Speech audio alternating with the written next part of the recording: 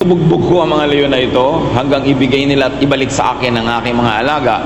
At kung di nila gagawin yun at ako man ay sa kalakayan nila, ay pinapatay ko sila. Ganon siyang uri ng shepherd na itataya ang kanyang buhay upang mabawi mula sa pagkahuli ng mga leon ng kanyang mga alaga. Siya ay isang mahusay na shepherd. Kaya alam niya rin kumilala, kumilatis, sumuri ng mga shepherd kung sino ang mahusay at sino ang hindi. Meanwhile, sheep are easily confused, lost, scared, victimized by predators and or thieves. Kung gaano kinahusay-husay ng shepherd, yun namang mga tupa, malilimutin ang daan. Pag marami sila at nakakaligtaan ay lumiliko dito, nawawala, madaling matakot. Kaya madali silang manakaw ng iba, madali silang mapasunod ng iba, o kaya ay mahuli ng mga hayop na sumasalakay. And people are like sheep. Kaya napakaganda ng mga imagery, ng mga symbolisms sa Bible when people are compared to sheep. With deep knowledge on the intimate relations between sheep and shepherd, David calls God the Good Shepherd. Dahil siya ay shepherd, alam niya kung ano ang qualities ng shepherd, kaya ang tawag din niya sa Diyos ay shepherd. In reading Psalm 23, we liken ourselves to David, the good shepherd's sheep. Ang Psalm 23 ay napakainam basahin both as a declaration of faith. This is what I believe about God, the Good Shepherd. And it is also very good to read as prayer. That this is what I am praying that would happen. So pagka binabasa natin ang Psalm 23, makiisa tayo sa declaration na ginawa ni David kung ano ang paniniwala niya tungkol sa Diyos bilang pastol, at kung ano rin ang dalangin niya na maganap dahil ang Diyos ang pastol. You, Lord, are my shepherd. I will never be in need. You let me rest in fields of green grass. You lead me to streams of peaceful water, and you refresh my life.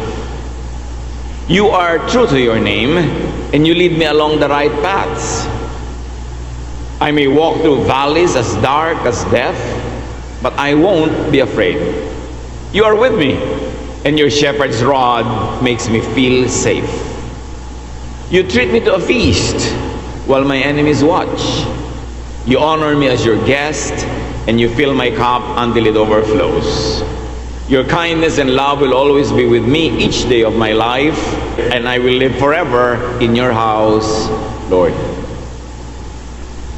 Isang deklarasyon ng paniniwala ni David tungkol sa Diyos na nakabase sa kanyang naranasan na tungkol sa Diyos bilang pastol, at isa ring panalangin na naway maganap at patuloy na maganap at malubos ang pagkaganap dahil sa kanyang paniniwala tungkol sa Diyos. Kung iisa-isahin natin, napakainam at napakakapakipakinabang. Psalm 23:1, You, Lord, are my shepherd. At dahil nga tayo ang tumatayo ngayon sa posisyon ni David, we take his position. God is our shepherd, our caretaker and caregiver, our protector, companion, friend. Lahat na nahahanapin mong relasyon. Wala nang mas magiging close relation kaysa sa shepherd at sheep. Dahil ang shepherd, pag dinala niya ang kanyang mga tupa mula sa kanilang main house, maglalakad na sila ng maglalakad sa mga ilang, mga kabundukan, at patuloy lang naman ang kanilang layunin ay makahanap ng mga damong makakain ng tupa at mga ilog, sapa, maliliit na batis, o kaya ay mga naipong tubig dahil sa isang ulan para makainom ang mga tupa. At hindi sila bumabalik sa kanilang tahanan matapos ang napakaraming araw. Kaya ang magkasama lang ay ang tupa at ang shepherd, na pinapangalanan ng shepherd ang tupa ng by name. Kahit akala natin magkakamukha yung mga tupa, yung tunay na magaling na shepherd, na masisinon niya kung alin ang bawat isa doon at may mga pangalan yon. Yun ang kausap niya, kaulayaw, kasama, araw, gabi. At kung nagpapahinga sila sa gabi ay binabantayan. At kung naglalakbay sila, lalong binabantayan dahil pwedeng salakayin ng mga hayop, mahulog sa bangin, matapilok o maligaw kung marami mga halaman o gubat. Close na close ang relasyon nila. Kaya sabi ni David sa Diyos, "You are my shepherd." At yun din ang sinasabi natin, dinedeclare at dinadalangin that God is our shepherd. Ganon tayo ka-close. Kahit saan tayo pumunta, kasama yung shepherd, shepherd pa nga ang nangunguna. At sabi niya, "I will never be in need." Magandang declaration ito at panalangin kasi sa disyerto, kuminsan pag hindi umulan ngayong gabi at naipon yung tubig sa mga lambak-lambak ng matitigas na bato, bukas walang maiinom ang mga tupa, humanap man ang humanap. Meron ng mga mumunting batis na madalas naman ay tuyo dahil nga disyerto ito. Kaya yung para sabihin mong I will never be in need is both a declaration of what you already know of how good God is as shepherd, and it's also a prayer that I will never be in need. What sense of security when you declare that about God and when you also pray for that based on what you know and what you believe in God. Our needs will always be met and provided for because of who the shepherd is. And this early, it is very fruitful for us to position ourselves as sheep at ang Diyos ang ating shepherd. Di ba laging ganyan ang concern natin? Needs. Paano kaya kami magkakabili nito? Paano kami magkakapera? Paano ako gagaling? Sino mag-aalaga sa akin? Sino magpoprotect sa akin? Sino makakasama ko ngayong nalulungkot ako pagdating ng panahon? Sino ang aking maaasahan? Laging meron tayong ganong need. Hindi lang yung makakain, hindi lang yung maiinom, kundi yung mga emotional and psychological and spiritual needs natin. At sabi ni David, "You are my shepherd." At napakainam na yan din ang gawin nating prayer at declaration. Lord, you are my shepherd. And because you are my shepherd, I will not be in need. Tupa ako, ikaw yung pastol, napakahusay mong pastol, bakit ako laging mag-aalala? Psalm 23, 2-3, "You let me rest in fields of green grass. You lead me to streams of peaceful water, and you refresh my life." Hindi lamang sila pinahihiga ang tupa sa basta na lang batong matigas, malamig, o kaya ay basang lupa, kundi parang may mga alpombra, parang may carpet pa na damo ang pinahihigaan sa tupa ng magaling na pastol. Pinipili niya yung magandang lugar, may mga damo-damo, may kutsyon ka pa, maganda pa sa tingin, at pag nagutom ka, kakainin mo na yung damo. At natatakot ang tupa sa maingay at mabilis na agos na tubig, kaya sabi niya, "You lead me to streams of peaceful water." Hindi kasi nakakainom ang tupa sa mga ilog na umaagos, kailangan payapa yung tubig. At sabi niya, yan ang tubig na pinagdadalhan mo sa akin. In other words, God as shepherd does not only provide the basics, He also adds thoughtful, pleasant details. At ganun tayo sa buhay. Maraming ibinibigay sa atin ng Diyos, hindi lang basic. Kasi kung basic, dapat pagkain lang, wala nang lasa. Hindi na kailangan masarap, basta laman tiyan. Dapat inumin na lang, pero may mga flavor pa, mayroon pang temperature, may timpla pa, inilalagay mo pa yung pagkain sa magandang plato. Maraming detalyeng idinadagdag ang Diyos na kung hindi natin iisa-isahing i-appreciate, ay mababaliwala. So, declare that God is like this and pray that God will be like this all the days of our lives. Psalm 23:3, "You are true to your name and you lead me along the right paths." To be led along the right paths is very important, especially in the desert. Pag sanga-sanga ang landas at mali yung pinuntahan mo, ang tagal-tagal-tagal bago mo ma-realize na mali yun, yung pala papunta lang yun sa kawalan, papunta lang yun sa bangin, patungo yun sa lugar na wala naman pala katubig-tubig, walang kadamo-damo, at bumalik ka man doon sa pinanggalingan mo, namatay ka na sa gutom at uhaw sa tagal ng pagbalik. Kaya napakahalaga na may decision ka, tamang path. At sa buhay natin, ganun tayo, ang daming mga mga intersections ng buhay na kailangan tama ang pinupuntahan mo, nililikuan mo. Pagka pupunta ka sa isang course na mali, 2 years na bago mo ma-realize, saka ka pa ngayon babalik at magsiship. Ang daming sayang na oras. May mga nagkakamali ng pinipili ng partner sa buhay. May mga pinipili ng mga desisyon na mali. Ang daming error, ang daming erasures, ang daming repeat ng buhay. Sayang ang panahon. Kaya sabi, kung Diyos ang iyong kasamang shepherd, He leads you in the right paths, not the wrong paths. Sa iyong decision making, kasama ang Diyos. Sapagkat nakakausap tayo ng Diyos kung tayo'y makikinig. Makakaiwas tayo sa napakaraming mga pagkakamali. Psalm 23 is about walking through life led by the shepherd. And it is a prayer on how life could and should be led if the shepherd, God Himself, is leading us. And if we follow the leadership of God. The shepherd leads, but the sheep should follow to stay protected and cared for. Bakit kailangan siyang sumunod? Kasi kung minsan mayroong mga landas na napakakitid sa gilid ng mga matatarik na bangin na hindi pwedeng dala-dalawa ang tupa na sabay, isa lang ang pwede dahil makitid, mahuhulog ka na sa bangin. Yung shepherd nasa kauna-unahan yon o nasa kaduluduluhan noong linya. Siyempre, paliko-liko ang terrain, ang bundok. Merong pwedeng hindi sumunod, hindi na kita lang shepherd yon. Pwede kang biglang lumiko, yung pala, nahulog ka na sa bangin. Kaya dapat, hindi ka lang nangunguna ang shepherd, willing ka ring sumunod. Kahit hindi ka nababantayan, binabantayan mo yung sarili. Ang gagawin mo lang naman, susunod ka doon sa tupang nasa harap mo, susunod siya sa nasa harapan niya, dahil ang pinakakaharap-harapan ay yung shepherd, tama ang magiging landas na dadaanan mo. Hindi umiimbento ka na ng mga kuno-ano, at alam mo na nandun sila, lumiligo ka pa, mapapahama ka nun sa buhay. Pag dinibdib natin yung mga laman ng Psalm 23, ang dami-daming mga sorrows and pains and mistakes and errors that could be avoided or minimized. Psalm 23:4, I may walk through valleys as dark as death, but I won't be afraid. You are with me, and your shepherd's rod makes me feel safe. Kung nasa pagitan ng dalawang matatarik na bundok, dalawang matatarik na bangin sa kaliwat kanan, at yung landas ay nasa baba noong libis o valley, ano ngayon ang mangyayari? Napakadilim siyempre. Tumatama lang ang araw doon sa ganung mga valley pagkatanghalian ng tapat at high noon. But other than that, madilim. At ito yung dinidescribe. Pwede ako maglakad sa mga libis na napakadidilim. Halos kasing dilim ng kamatayan.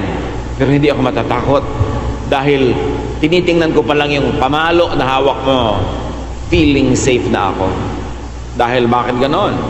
Kasi may hawak na pamalo, matigas na tungkod itong shepherd, yun ang kanyang sandata laban sa mga sino mang sasalakay sa kanyang alaga. Maging ang sasalakay ay mga mababangis na hayop o kaya ay mga tulisan o mga magdanakaw na mga tao. So, the rod is also for the sheep's guidance. Kasi oras na may mga lumiliko sa mali, tinatapik yun ng rod, hinihila ng rod, napapalagay ka sa tama. Medyo masakit, pero itinatama ka, mas mabuti yun kaysa hindi ka itinama at ang sakit ay mas malaki sa bandang huli. So there is safety in the shepherd's rod. At kung tutuusin, ang equivalent ng shepherd's rod sa atin ngayon is God's Word and the guidance of the Holy Spirit. Ipinoprotect niya tayo sa mga mali dahil tayo nakakapagdesisyon ng tama. Following the shepherd does not mean that there would be no dark valleys to pass through. And this is the heart of this song. Hindi kung sumusunod ka sa shepherd, hindi ka na mapapadaan sa madidilim na mga valleys. Following the Lord does not exempt you from passing through very dark valleys, going through life's difficulties. Life's journey should be expected to pass through all types of terrain, even though you are following God. Meron mga nagsasabi, naging maka-Diyos naman ako, sumusunod naman ako sa Diyos, nagba-Bible study ako, pero bakit dumadaan pa rin ako sa ganitong hirap? Kasi kinabi na nga sa Psalm 23, ang shepherd ay ang Panginoon pero dumadaan pa rin sa dark valley. But never forget that it is just a passing through. The dark valley journey is only momentary. Napakahirap lang habang dumadaan ka, kaya ang dapat mong tingnan ay yung dulo noong libis na yon, nung valley na yon, para ka ganahang maglakad kahit sa dilim. Kahit kumisay natatapilok ka, parang ang daming panganib. The dark valley is just like a short tunnel. Life has some very dark spots. But these dark spots are just tiny dots in an otherwise long and beautiful line.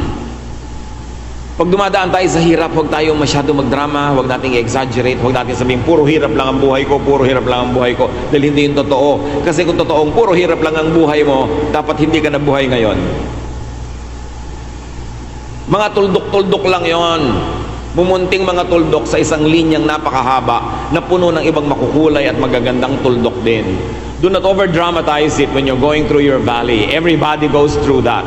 Psalm 23 tells us that even though the shepherd, the Lord, our God, leads you, He will also allow you to pass through such valleys. But the important thing is, He is leading your journey through that valley. So it is not the valley that counts, but the shepherd that leads the walk through it. Darkness was feared in many ancient cultures.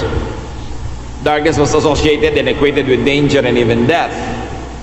But God is light. Jesus is light. And the light overcomes darkness.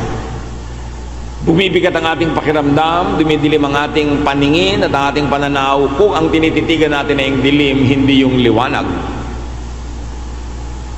Not being afraid, not surrendering to fear, when walking through your valley, is a conscious decision based on solid knowledge and faith.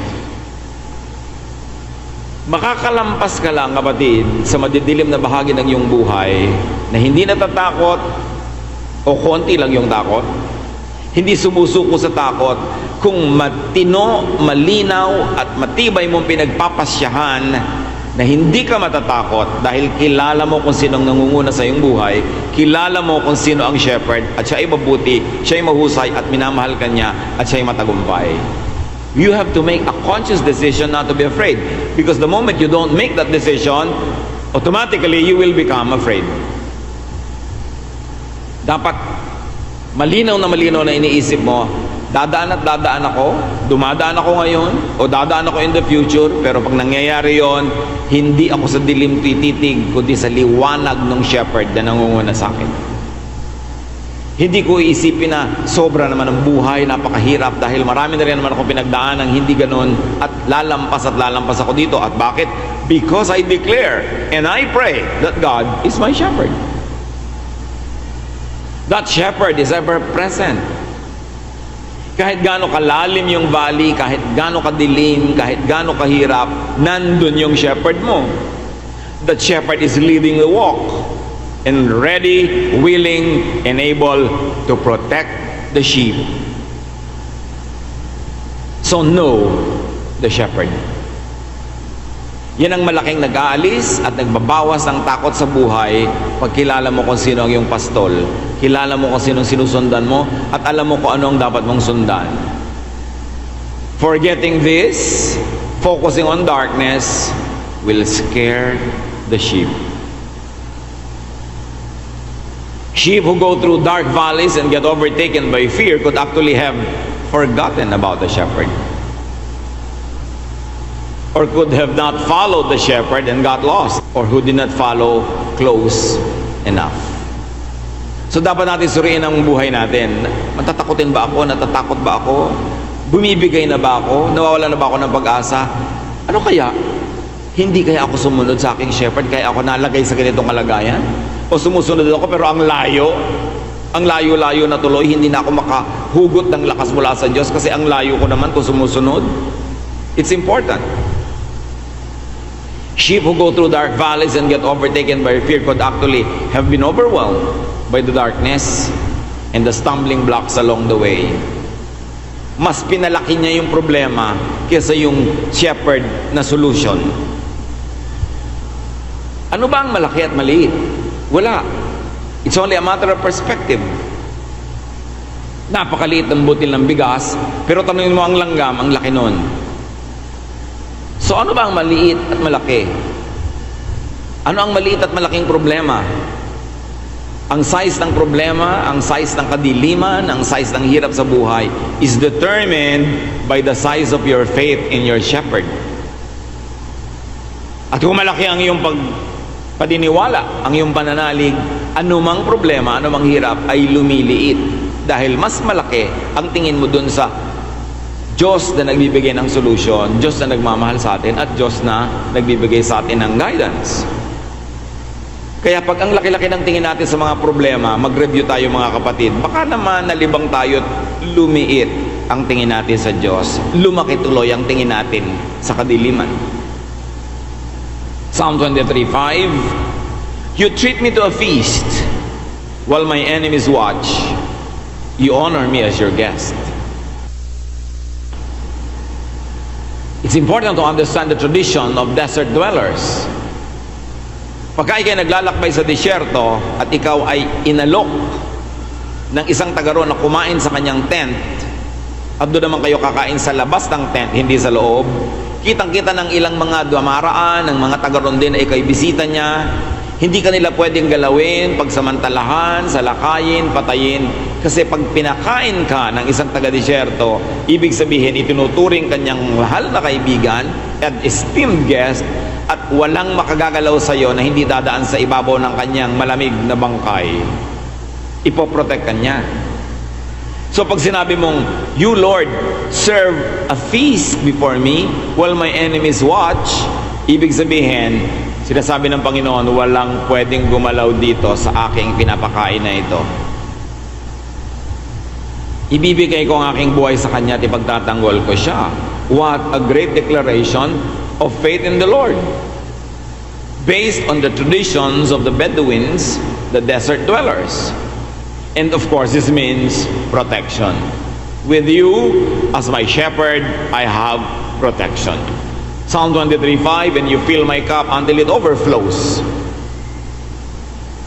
Sa modern times, ang tingin natin, pagsasayang na lumiligwak, lumalampas na sa bibig ng lalagyan yung tubig. Pero sa Eastern traditions, lalo sa desert, when they serve, it overflows. Ibig sabihin, mataas ang pagtingin sa iyo, mahal na mahal ka, hindi ka minimenos, hindi ka ginejeta, malami binibigay sa iyo. At ang sinasabi lang dito ng psalmist is that God has abundant generosity. Pag nagbibigay ang Diyos, hindi kulang.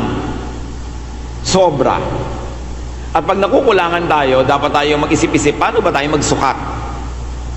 Kasi sinabi na sa atin na ganun siya magbigay, lampas-lampas pa. Baka mamaya ay mali tayong gumamit, kinakapos tuloy, o baka hindi tayo thankful enough, lumiliit tuloy yung dating ng mga blessing, but God has abundant generosity. And because of that, the shepherd should have no fear should not fear thirst or hunger or dissatisfaction. This is also a declaration of faith. At pag lagi mong inulit-ulit sa iyong sarili at talagang lubos kang naniniwala, yan ang matutupad sa iyong buhay. Because as you pray, as you ask, as you seek, you will find. Pero yung iba, puro reklamo sa buhay. Kaya tuloy ang nangyayari, puro problema yung buhay. Laging nagre-reklamong kulang, at nangyayari tuloy kulang. Pero kung lagi mong sinasabi, pinaniniwalaan, idinedeclare, ipinapanalangin that God is abundant, then you will have abundance. Sinabi na ng Panginoon, ask and it will be given to you. Seek and you will find. Knock and the door will be open to you. But what do you ask for? It is important to analyze our declarations. What people declare usually happen. Psalm 23:6, Your kindness and love will always be with me each day of my life, and I will live forever in your house, Lord. Ang laging iniisip natin na house ng Lord ay temple, ang house ng Lord ay heaven, pero kung yung Lord dito i-declare as shepherd, ang house ng shepherd ay yung tinataguan, kinukublihan, kinakanlungan ng mga tupa pag sila'y nasa disyerto. Pagka mga tupa ay naglalakbay sila sa mga disyerto, anong gagawin nila paggabi? Saan sila matutulog? Saan sila magpapahinga? Naging kaugalian ng mga taga-disyerto na merong mga, sa kalagitnaan ng mga kadawagan, ay merong parang mga binakuran na mga lugar. At nakakita ko ng mga ganito kahit sa Africa. Dahil marami din dong wild animals. So merong mga lugar na binabakuran nila ng mga siit, mga tinik, mga kahoy, mga bato, bilog na bakod. At pagka ang mga hayop ay inaabot ng gabi, doon sila tumutuloy. May bantay ang gate nun, may apoy sa gitna, para ang mga hayop at ang mga taong nagbabatay ng hayop ay hindi ginawin, at para hindi sila pasukin at salakayin ng mga bababangis na hayop. And this house of the Lord could be that.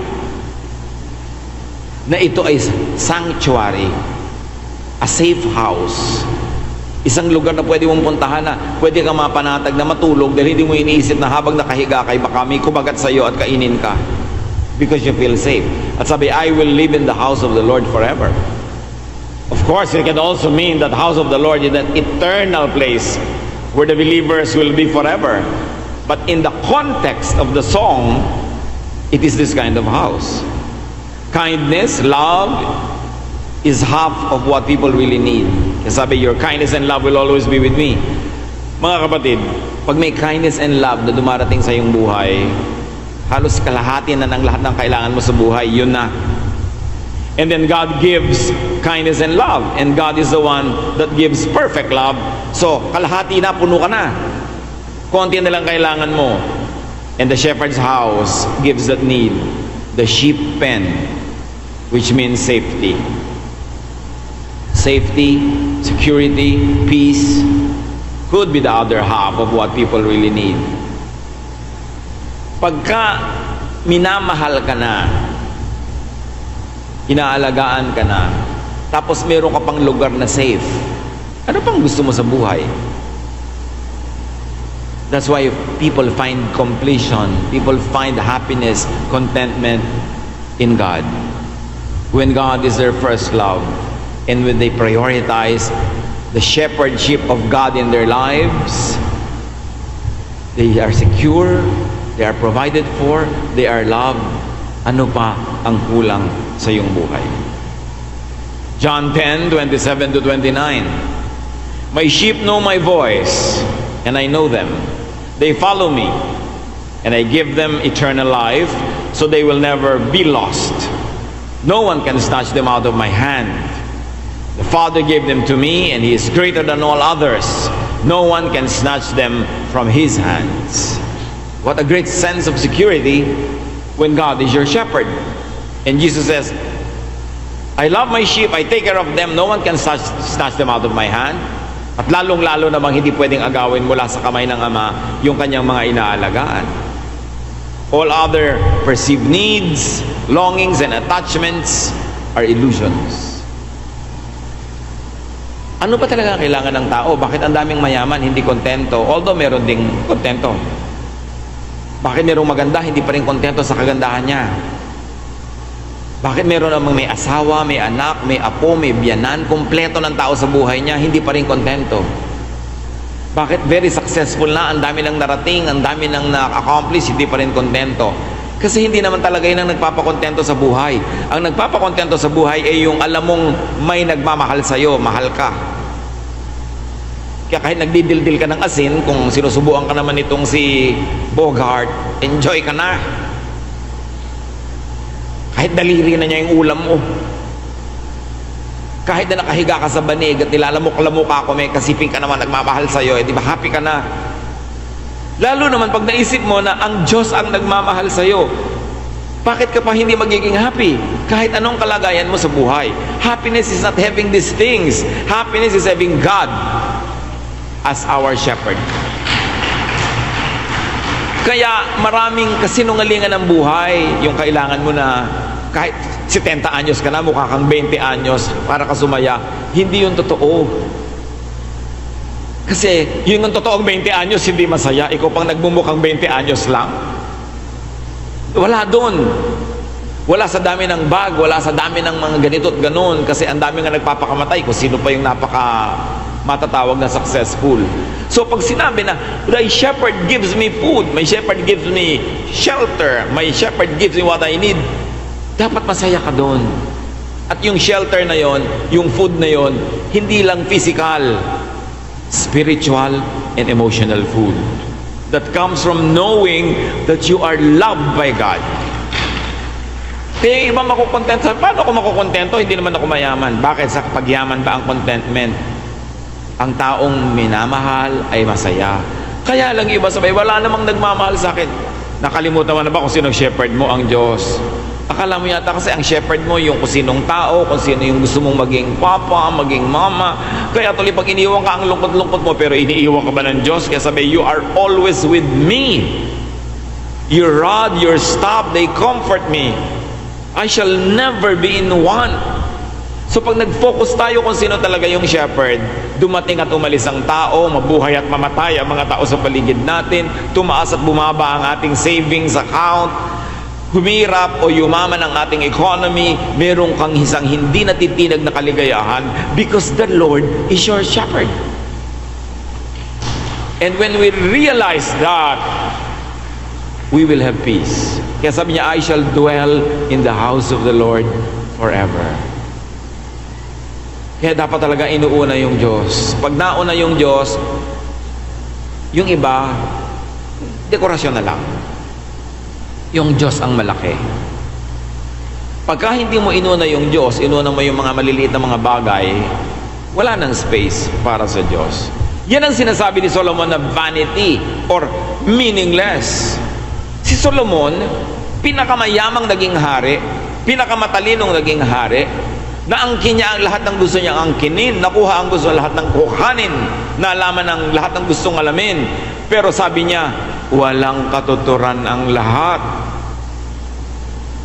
Kaya pagka may mga kasalubong siya na nagpapakahirap, nagpapakamatay o pumapatay para mayumaman o para tumalino o para sumikat, sabi niya, bumalik ka na, papunta ka pa lang, pauwi na ako, walang kwenta yung pinupuntahan mo. Sabi niya, the end of the matter is this: fear God and obey His commandments. That is the secret of a life that is full. Hindi yung puro paghahangad ng kung ano-ano, having, possessing, winning. Joy is not there, sabi ni Solomon. At qualified siya, hindi siya sour graping, hindi naman kasi yumaman, kaya sinasabing wala namang kwentang mayaman. Maraming ganun eh, walang kwenta yung kayamanan. Bakit yumaman ka na ba? Para mo malaman. Pero si Solomon na kanya na lahat, sabi niya, vanity, vanity, vanity, meaningless, meaningless, meaningless. And Psalm 23 reflects that. It's not really just about shepherd and sheep in the desert. It's about God being our shepherd in the desert of life. Na pag nakita natin na tayo yung tupa, dumadaan tayo sa mga valley, huwag kang panghinaan ng loob, huwag kang bumigay, kasi may shepherd ka. Hindi ka nag-iisa at alam niya kung saan kayo dumadaan kasi dinaanan na niya. At kung dinaanan na niya, siyang nangunguna sa iyo, walang sala na ikaw ay makakalampas. These empowering, comforting, and assuring thoughts should fill the sheep's mind when going through dark valleys. Could anybody here be going through a dark valley? Don't focus on the darkness. Focus on the light. Jesus is the light of the world. Hindi siya natatalo ng darkness. Pag darkness ang inisip mo, that will be fear, and therefore, you will only be sad. What people think of, focus on, is actually what they pray for, what they believe in. And it is what would likely happen or would feel like happening. Pag wala tayo nito, wala tayo noon, wala tayo nito, alam niyo ba na prayer yon? Sabi ng langit, ay wala pala sila noon. Pero bakit meron? Tanggalin natin dahil sabi nila wala eh. Di wala. Prayer mo yan. Ask and it will be given to you. Ang anak ko walang kwenta, anak ko walang kwenta, asawa ko walang kwenta. Uy, walang kwenta daw ang asawa nito. Di ba may kwenta naman? O tanggalin natin ang kwenta. Total, yan ang prayer niya. Walang kwenta. Every pronouncement, every declaration you make is a prayer. Hindi mo kailangan sabihin, this I say in Jesus' name para maging prayer yon. There is power in the spoken and the unspoken word. Your thoughts are prayers. So what are you thinking of? Pag ang tao walang inisip na may sakit ako, may sakit ako, may sakit. Oy, may sakit daw to. Lagyan ng sakit ito. Yun ang prayer niya eh.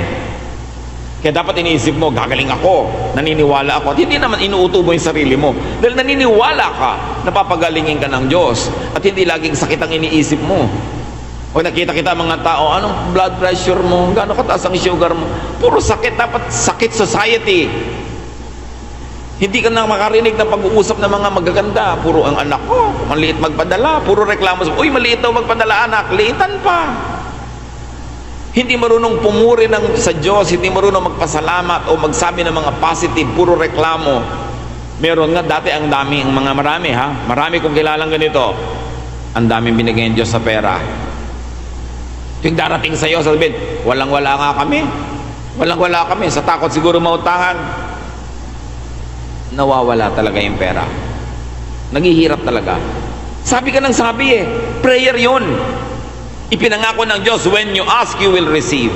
So watch your language. Watch your thoughts. Nakakarating sa langit. Akala ba natin yung prayer, yung formula lang? Ang action mo, ang body language mo, hindi mo kailangang lumuhod para mag-pray. Yung itsura ng katawan mo, prayer yan. Everything is spiritual. Kaya pag luminya tayo sa ganong mga spiritual paths of blessings, you will walk through the valley of the shadow of death and fear no evil. Matthew 21:22. If you have faith when you pray, you will be given whatever you ask for. That's why we should stop cursing our nation. Kasi yun ang nagiging prayer ng nation. May mga magtitipon-tipon pa daw na mahilig magdasal sa Luneta, sa Quezon Memorial Circle, magpe-pray. Isang araw lang yun. Pero araw-araw, ang mga tao, ang mga prayer, ay, only in the Philippines, ay, ang bansa natin, ay, ang mga Pilipino, puro reklamo, puro paninira sa mga sarili natin. Yun ang laging paulit-ulit na nagaganap. You should stop cursing your nation and start blessing the Philippines with your words. Hindi puro negative. Paghanap kayo ng mapupuri sa Pilipino, hindi puro ang hinahanap lang yung mga kapintasan. Ganon din, ang biyanan ko, ganito, ganon. Nagkakaganon. Uy, ganon daw ang biyanan nito. Gawing ganon. Prayer niya yun eh. Piliin natin ang ating mga salita. Hindi natin nare-realize that because we were created in God's image, when we speak, we have that little power of God's speech. And God said, let there be light, and there was light. When God speaks, it happens. And we were created in God's image, and we have the Spirit of God in us. Pero mali ang paggamit natin sa power of speech. Bless. Kaya sabi, don't curse, bless. So that everything will change. Para mo baguhin ang isang material thing, para mo baguhin ang isang physical occurrence, baguhin mo muna sa isip mo ang pananaw mo doon. It is a spiritual process. Kaya sabi, our battle is not against flesh and blood, it's against principalities in the air, meaning everything happens in the realm of thought. And prayer is thought. Kaya marami mga tao, pag positive thinker, positive talaga yung nangyayari sa buhay nila. Ang hirap nung kasama mo sa biyahe, naku, masisiraan siguro tayo, naku, ma-aksidente siguro tayo. Bumaba ka nga, diba? Mangyayari yan eh, kasi sinasabi mo. Kasi malas ang buhay. Kaya nagkakamda, malas ka according sa iyong paniniwala. Ginaganyan mo yung buhay mo. Bless your life. Life will bless you. Kaya sabi, when walking through your dark valley, do not focus on the darkness.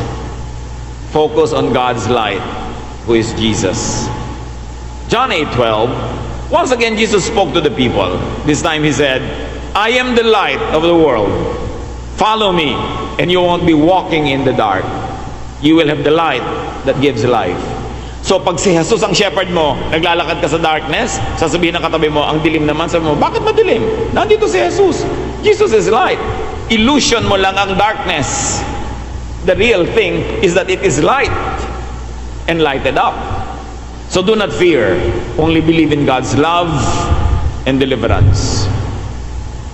Kahit nga sa pagpapagamot, kailangan maniwala ka sa doktor mo. Pag nandun yung doktor, tumalikod lang, sasabihin nung nanay mo, ano man doktor to, mukhang sepulturero.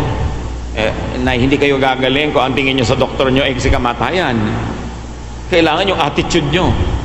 That's why you should also inspire people to believe. Mark 5:36, overhearing what they said, Jesus told him, don't be afraid, just believe. Whenever you are afraid, isipin nyo, sabi ni Jesus, don't be afraid, just believe. No, I don't want to believe, I want to be afraid. Ay, bahala ka sa buhay mo. Sige, takutin mo sarili mo, takutin mo yung mga katabi mo. Pero ano mangyayari sa'yo? Maraming mga hangin sa pagitan ng mga trigo, konti lang pala yung laman, mukhang puno na. At mabilis nila yung isasalin sa yung sisidlan para huwag mo nang mabigyan ng oras na yung trigo na yun ay bumaba. Kasi pag tumagal, bababa yun eh. Malalaman mong may kulang pala sa sukatan. Yun daw ibibigay ng Panginoon, tama ang sukatan, tapos siniksik pa, inuga-uga, para lalo pang bumaba at madagdagan pa uli pag nagkaroon na naman ng espasyo, at umaapaw.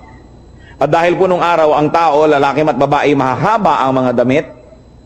Pag may binibili kayong mga trigo, wala naman kayong dalang paper bag, wala naman kayong dalang grocery bag, hahawakan nyo ang laylayan ng mahaba nyong damit hanggang makarating sa may gitna ng inyong hita ang laylayan na yon, at para kayo ngayong may malaking bulsang hawak, doon ibubuhos yung pagpapala. Kaya sabi, it will be poured into your lap. Napakagandang makita na yung binigyan ay hindi nagreklamo, nung sukatin niya sa bahay ay hindi kulang, kundi sobra-sobra pa. At narito po yung 3 secrets of blessed people. At pwede rin nating sabihin ito na 3 steps to blessedness. Unang-una pong daan tungo sa pagpapala ng Diyos, do not judge. Huwag manghuhusga ng kapwa.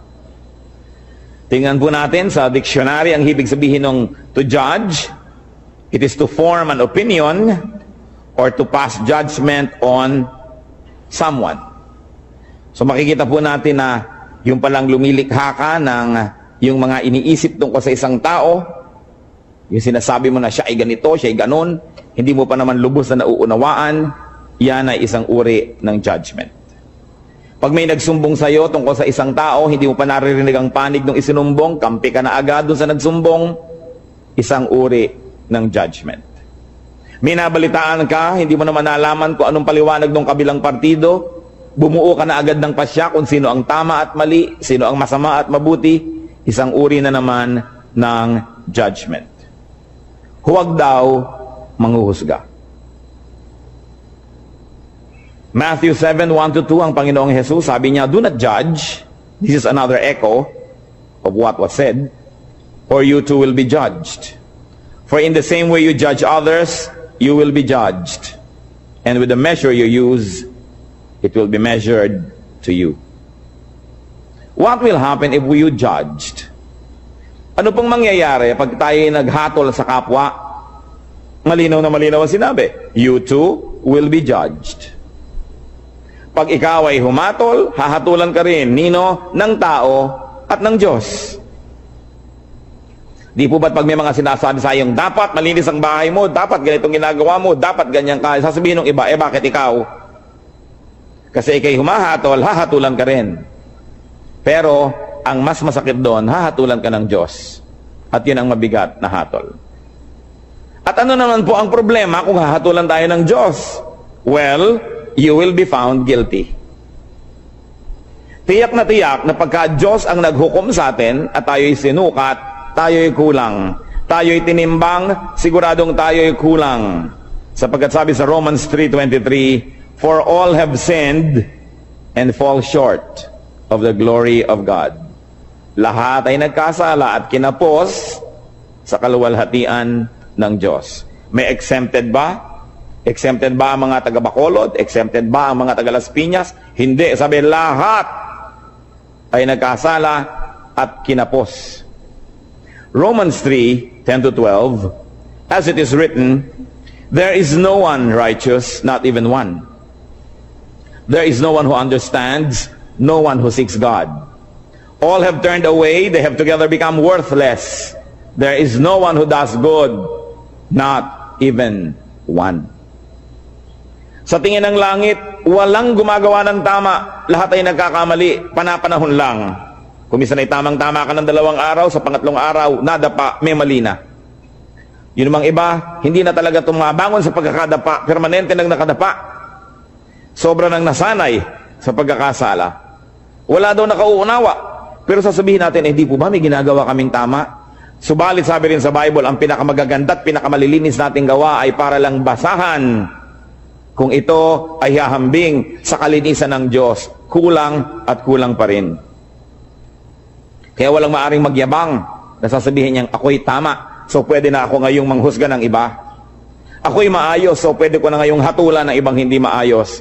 Sapagkat maaring maayos kayo ngayon, hawak niyo ba ang bukas? Nakatitiyak ba tayo? Napakarami pong naririnig ko nung araw, mga magulang, kung pintasan yung mga anak na dalaga ng kapitbahay, ng mga tagarong kabilang kalye. Pagkatapos, kung lumaon yung mga sarili nilang anak na dalaga ang mga napapariwara, di wala na sila ngayong masabi, dahil nauna na ang paghatol nila doon sa iba, sabi pa naman, kung anong panukot mo sa iba, ganun ka susukatin. Sobra kang mahigpit sa iba, magiging mahigpit din sa iyo ang Diyos.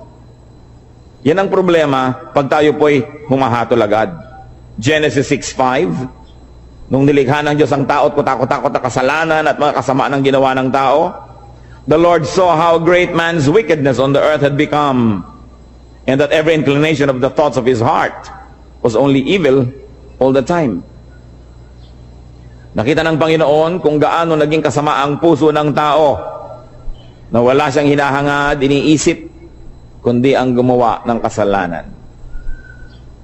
What will happen if you did not judge others? Well, you will not be judged. Yun ang blessedness. You will not be judged by people, kasi hindi ka mapagsasabang, bakit ikaw? Bakit ikaw? Kasi wala ka naman binibitawang mga salita na humahamak sa iba at humahatol sa iba, so bakit kasi silipin? Pero ang mahalaga, God will not judge you. Hindi ko po alam kung naranasan nyo na, mga kapatid, mga kaibigan, na talagang may ginawa kayong masama, talagang mali, tapos huling-huli kayo at wala na kayo talagang maikakatuwiran, at ang kailangan nyo na lang talaga awa ng kapwa. Ang kailangan nyo na lang talaga maunawaan kayo, patawarin kayo. Kung tayo nalagay na sa ganung mga kalagayan, alam natin kung gaano kahina ang posisyon ng isang taong may kasalanan. Kaya ang inaalok ng Panginoon, patawad. Napakataas ng Diyos, at sa kanyang kabutihan, sa ating mga kabiguang siya'y abutin, ay minarapat niyang dumukwang, yumuko at tayo'y abutin. Lumilinis tayo, hindi dahil tayo malinis, kundi dahil tayo'y pinapatawad lamang. Kaya tayo na tumatanggap ng patawad ng Diyos, sino tayo para hindi magpatawad ng iba? Tayo na nangangailangan ng kanyang kabutihan, sino tayo para hindi maging mabuti sa iba? Napaka-importante, mga kapatid. You want to be blessed? Do not judge. Pero araw-araw, gaano karami ang inyong binibitay? Gaano karami ang ating ipinapasilya elektrika, pinibigyan ng lethal injection? Gaano karami ang sinisira natin ng puri, pinapakulong natin, sinasaktan natin dahil sa ating mga bibig? Hindi nyo pa alam kung bakit nagkagulo yung 2 tao, may kakampihan na kayo agad. Pag may nakagalit ang inyong anak, ang inyong kapatid, ang kapatid nyo anak at anak, lagi ang mabuti at ang laging masama ibang tao. Wala pa akong nakitang magulang na yung anak niya nag-drugs, napariwara, gumawa ng mga masama, nasasabihin niya, naku, masama ang anak ko. Wala. Laging nahawa sa masasamang kaibigan. Yung mga magulang naman, nung sinasabing masamang kaibigan na yun, yun din na sinasabi nun, ako yung anak ko na influensya lang nung kabila eh. Kailan tayo magbubukas ng mata para tanggapin ang mga kamalian, mga kahinaan natin at ng mga mahal natin sa buhay? Kampi-kampi. We judge people immediately, if they cross the path of those people that we love. Kaya yang pong emosyon, madalas yan bumubulag, sumisira sa isang malinaw na pag-iisip. Nakita niyo po sa mga hukuman, bago patawan ng hukom ang isang nasa sakdal, kailangan mo nang madinig ang magkabilang panig. May saksi ang umuusig, may saksi naman ang nagtatanggol. Pareho silang bibigyan ng panahon, susuriin ang kanilang mga sinasabi. Pero tayo po ba ginagawa natin yon o napakabilis nating gumawa ng mga conclusion na mga pagpapasya tungkol sa iba nating kapwa? Remember, pwede naman kayo mag-judge, okay lang yon. Just be perfect so that you will not be judged.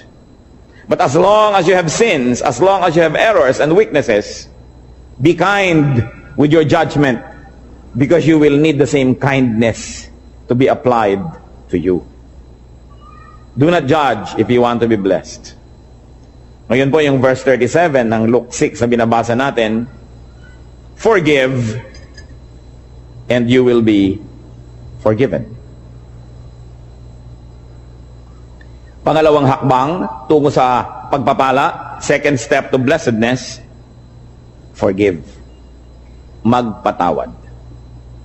Ano po bang kahulugan sa diksyonaryo ng forgive? It is to stop blaming, tigilan na ang paninisi, or to absolve from payment, huwag nang singilin pa. At hindi pinag-uusapan dito ang pera o utang. Mabuting malinaw. Ang pinag-uusapan po dito yung mga utang sa loob, na nasaktan kita, sige na, huwag nang singilin. Nagkamali ako sa'yo, sige na patawarin. Nagkulang ako sa'yo, sige na punan. Do not collect or take revenge. Balance the sheets. Kung meron pong metro, sige na, i-return na yung reading sa 0. Huwag nang matuos. Magpatawad. Gaano po sa ating karami ang may dala-dala dito sa puso na lason? Asido, dahil hindi tayo nagpapatawad ng kapwa. Mga misis, na pinagtaksilan ng inyong mga asawa once upon a time, napatawad nyo na ba? Kasi kung hindi pa kayo nagpapatawad, kahit pa nga kayo yung agrabyado, magiging dalawa ang pagka-agrabyado nyo. Kasi, di rin kayo patatawarin. Na bagamat hindi kayo naging taksil na asawa, maaring may iba naman kayo ibang kasalanan na iuusig din sa atin ng langit. Kaya ang nagkataon ay pare-pareho lang tayong makasalanan. Iba-iba lang ang uri, anyo, hugis, kulay ng ating mga pagkakamali. Pero kung tutuusin, lahat din naman tayo ay may mga pagkakamali. At pag hindi kayo nagpatawad, kayo nagiging bilanggo ng taong kinamumuhian ninyo. Tuwing naaalala nyo siya, nawawalan kayo ng ganang kumain, nawawalan kayo ng ganang matulog, tumatamlay kayo. Pati sa pagnenegosyo nyo, nawawala kayo sa sarili, nagkakamali-mali ang sukle. Nalulugi pa rin kayo. Ipagpalagay na minsan na tayong nalugi, minsan na tayong nasaktan, minsan na tayong nahirapan. Pero habang di pa kayo nagpapatawad, patuloy pa kayong masasaktan. Kaya sa pagpapatawad, hindi lang yung taong nagkamali ang pinapalaya ninyo, kundi ang inyong mga sarili rin. Gaano karami ang dumating ngayon dito na may kinikimkim sa puso na sama ng loob, galit, nakatanim na mga hinanakit. Sayang ang pagpunta nyo rito kung lalabas pa kayo sa pinto ng bulwagang ito na dala-dala nyo pa rin yan pauwi. Alam nyo po ba na kayo'y kinatagpo ng Panginoon ngayon, hindi ito isang aksidente, sapagkat nais niya tayong lahat palayain mula sa spirito ng hindi pagpapatawad. Kung ang Panginoong Jesus na walang kasalanan, hinampas, sinaktan, ipinako, pinagbuhat ng mabigat na troso, inalipusta, dinuran sa muka, binunutan ng bigote, sinampal, pinagsabihan ng mga masasakit na salita, sa kabila ng kanyang pagbuhay sa mga patay, pagpapagaling sa mga may sakit, pagpapakain sa mahihirap, sa kabila nun ay siya'y nagawa ng masama, subalit siya'y nagpatawad. Sino naman tayo para hindi magpatawad? Meron din naman tayong nagawang mga masasama. What will happen if you forgave? You will be forgiven. Kuminsan po, nalulungkot ako makita ang marami nating kababayang napaka mga relihiyoso. nagpapapako sa krus, nagahampas sa sarili, hinihiwa ng blade ang mga likod, dumidipa, lumuluhod sa munggot asin, naglalakad ng paluhod, pinahihirapan ng sarili upang mapatawad sa kanyang mga kasalanan. Hindi naman lihim ang daan tungo sa kapatawaran. Hindi sinasabi ng Panginoon na, para patawarin kita, pahirapan mo ang sarili mo, saktan mo ang sarili mo. Ano po ba ang Diyos natin? Sadistang Diyos? Na ikalulugod niya na makita na tayo nahihirapan, nagdurugo, nagpapawis ng dugo? Hindi siya ganon. Hindi hinihingi ng Diyos ang ating mga sakripisyo para niya tayo patawarin. Ang sinasabi lang ng Diyos, magpatawad ka sa kapwa mo at mapapatawad ka rin ng langit. Hindi natin kailangan gawin yung mga mahihirap na ginagawa ng marami. Kaya nakakalungkot po sapagkat po ang Biblia, ang salita ng Diyos ay hindi nakabukas at hindi tinatanggap ng bukas na puso. Maraming ginagawa ang taong nasasayang. Pinipilit niya magpunyagi, maghirap. Subalit hindi naman pala yun ang hinihingi ng Diyos. Magpatawad ka lang sa kapwa. Kaya kung tutuusin, parang mapalad ka pa nga pagka marami nagkamali sa iyo eh. Kasi marami ka ring mapapatawad. Therefore, you position yourself in the path of God's forgiveness. That's why everything that happens can be a blessing. If only you would open your eyes and see that our God is a God who dispenses blessing everywhere, every time, in every situation. What will happen if you did not forgive others? Ano naman ang mangyayari kung di kayo magpatawad? Matthew 6:14-15, ito po ang sabi ng Panginoong Jesus, "For if you forgive men their sin against you, your heavenly Father will also forgive you. But if you do not forgive men their sins, your Father will not forgive your sins." Yan po yung dasal nating Ama namin. Patawarin mo po kami sa aming mga utang, gaya rin naman ng pagpapatawad namin sa nagkakautang sa amin. Forgive us as we forgive those who trespass against us. Patawarin mo kami, gaya rin naman ng aming pagpapatawad. So ang sinasabi, Lord, kung kami po ay mahilig magbigay ng patawad, edi mahilig din kayong patawarin kami. Kung ayaw po namin magpatawad, huwag nyo rin kami patawarin. At kung binibigyan po namin ng limitasyon ng aming pagpapatawad, na sinasabi natin, pangatlong beses mo nang ginawa yan, sa susunod, di na kita patatawarin, Lord, ganun din pong gawin nyo sa akin. Pag 3 beses na ako nagkaroon ng isang kasalanan paulit-ulit, sa ika-4, huwag nyo na po akong patawarin. Nauunawa po ba natin ito? Na kung tayo hindi nagpapatawad, tayo rin ang nalulugi. Forgiveness is a bridge. Don't burn the bridge over which you too must pass. Kung minsan sa kahigpitan natin, ayaw nating may makatawid, sinunog natin ang tulay, pero yun pala, kailangan din nating tumawid, pati tayo nadamay, hindi rin nakatulay. Kailangan ang pagpapatawad. Sasabihin ng iba, Pastor, napakahirap naman po yata yung magpatawad. Agree ako sa inyo. Yes, mahirap. Pero di po ba mas mahirap hindi magpatawad? Naaalala mo pa, sumasakit pa yung dibdib. Lumulungkot ka. Tumataas ang iyong blood pressure. Pagka naaalala mo ang mga gumawa sa'yo ng mali. Mahirap magpatawad, pero mahirap ding hindi magpatawad. Hirap din lang at hirap ang gawin nyo na yung sa panig ng Panginoon, yung inuutos niya magpatawad.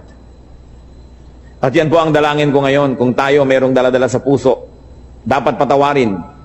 Siguro parang pelikula na pumapasok sa screen ng inyong utak ang mga mukha ng mga taong ito. Patawarin nyo na. Alang-alang kay Kristo. At kundi man lang alang-alang sa Kanya, mga kapatid, alang-alang sa inyong sarili.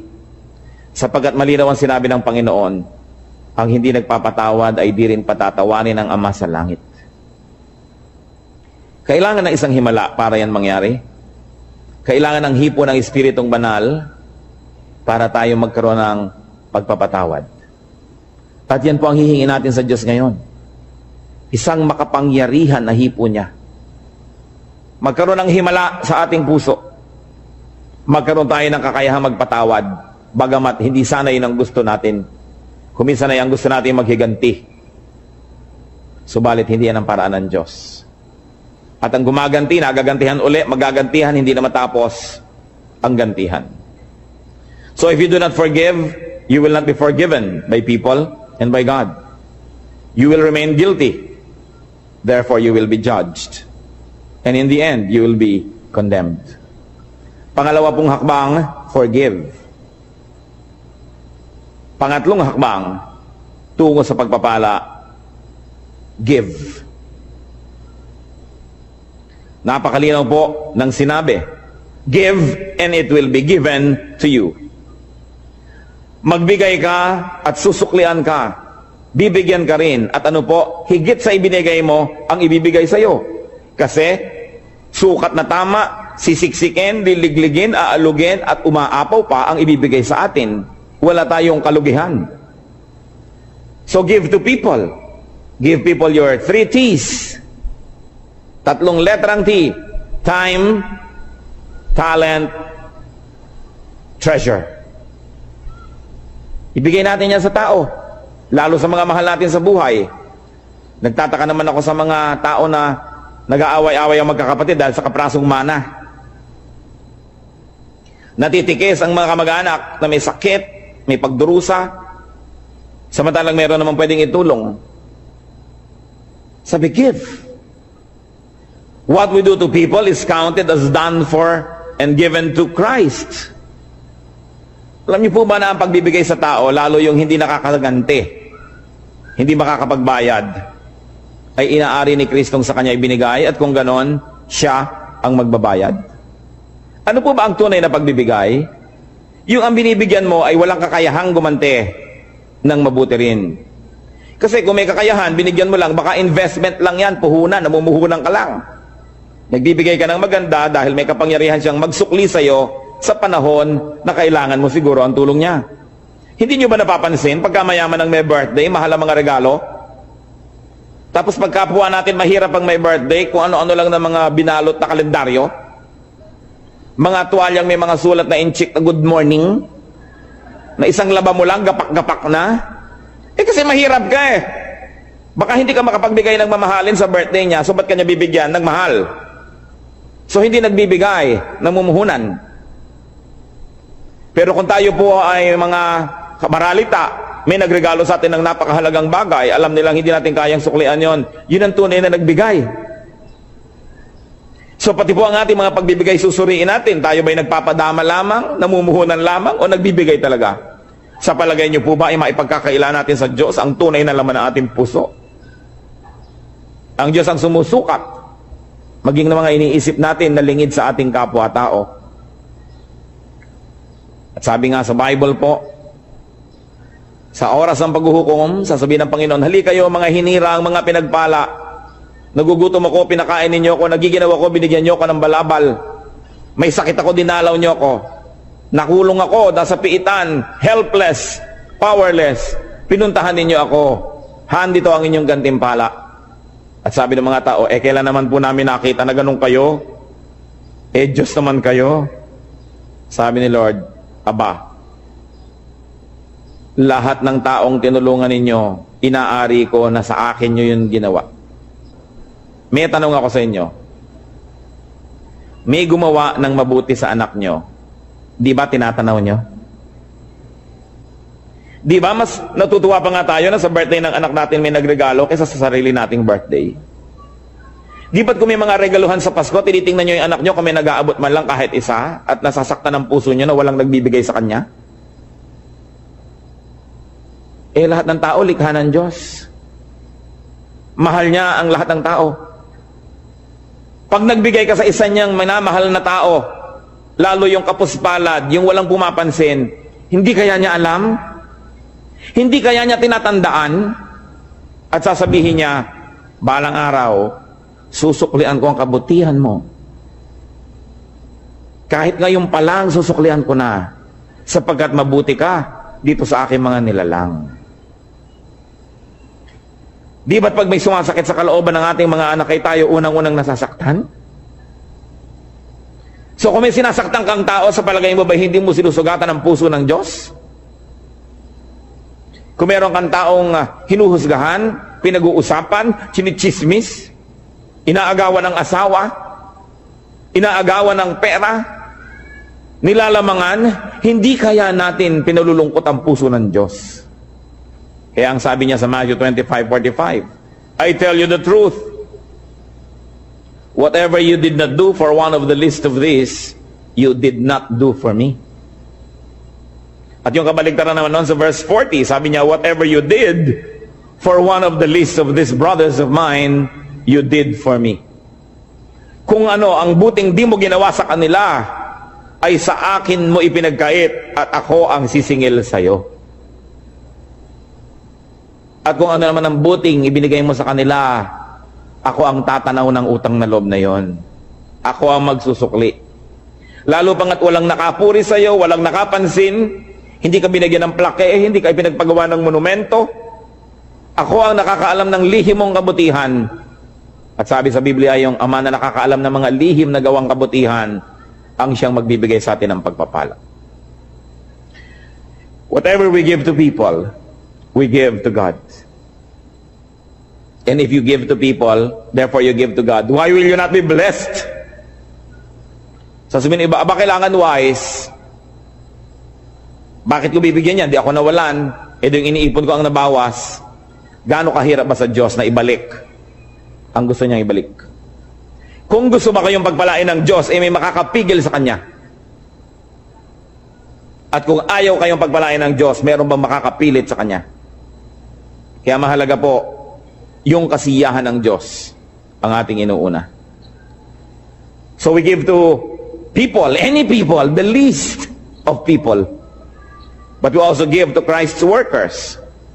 Whatever is given to Christ's disciples, whatever is given to Christ's workers and servants, is counted as given to Christ.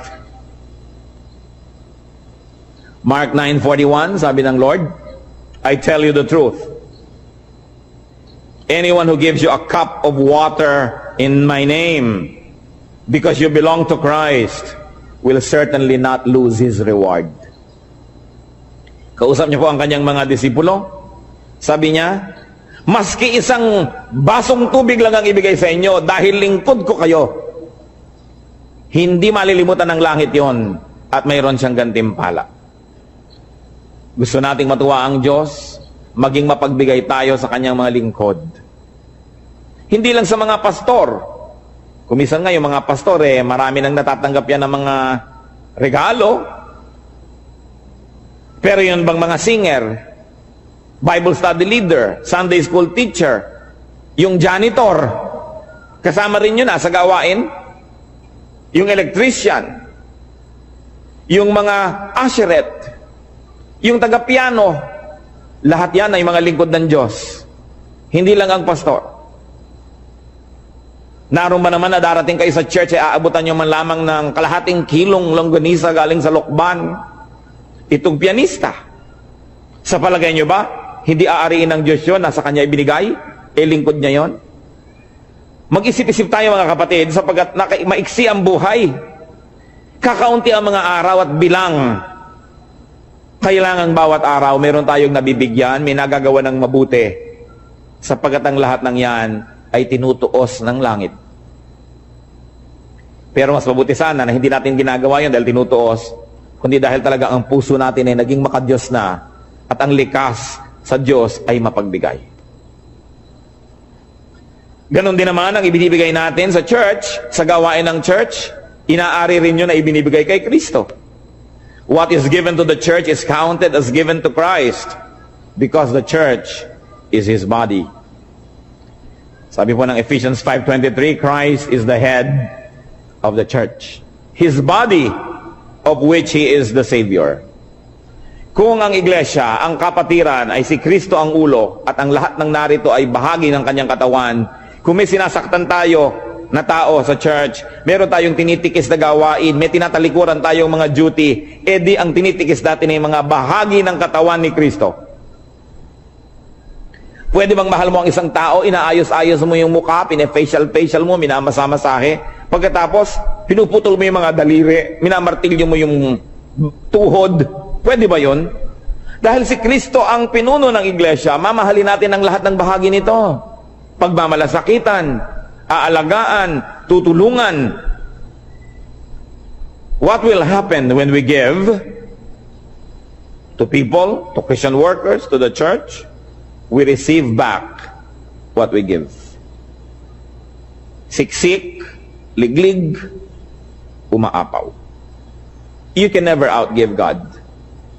Katulad ng mga lingkod ng Panginoon, mga pastor, mga misyonero na marami nagre-regalo, tiyak na yung mga nagre-regalo doon dahil una nang naregaluhan noong manggagawa na yun ng Panginoon. Siguro na ipanalangin, siguro yung naturuan, na bigyan ng pangaral, na bless, kaya ngayon nagsusukli. Yan ang sinasabi, pag nagbigay ka, may babalik. Ngayon, kung walang nagbibigay sa iyo, kapatid, edi mag-isip-isip ka rin.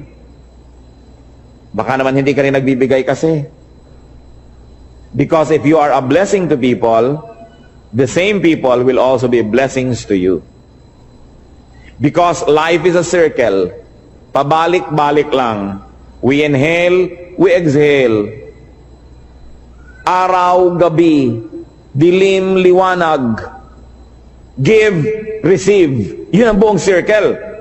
Ngayon, kung kayo lamang ay receive ng receive, one way. Nakita po ninyo ang mga estero dito sa Maynila, ang mga kanal, bakit mabaho? Bakit ayaw lumakad ng tubig? Kasi barado. Dahil ang mga ilog dito, sa dami ng bara, tanggap lang ng tanggap ng mga dumadating pang tubig, dumadating na kalat, hindi naman ibinibigay, hindi naman lumalakad, tanggap lang ng tanggap, bumabara tuloy. Ano ba ang magandang ilog? Di po ba't yung umaagos? Na narito ako, tatanggap ako, ibibigay ko. Tatanggap ako, ibibigay ko. May agos. Pag tumatanggap tayo ng pagpapala ng Diyos, meron tayong ginagamit sa sarili, may ibinibigay tayo, may agos. Pero kung sinosolo mo, ang kamay may punong-puno na ng mga luma at mga hampok at mga bilasa ng mga pagpapala,